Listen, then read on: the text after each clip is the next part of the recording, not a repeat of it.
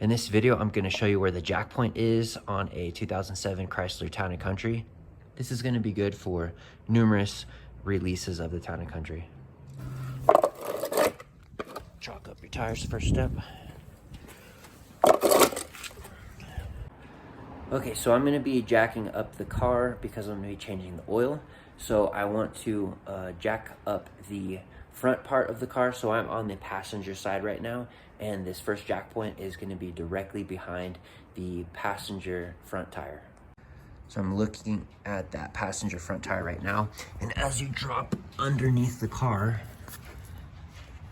you can immediately see that the frame is right here, and you'll see this reinforced section right here.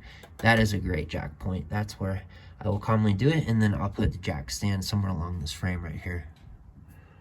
So I'll go ahead and do that right now.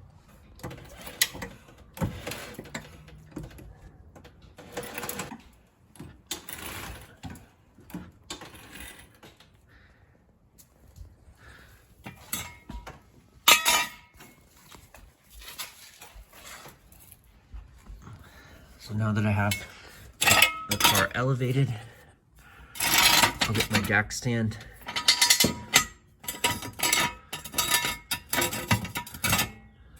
And I'll position it about right here.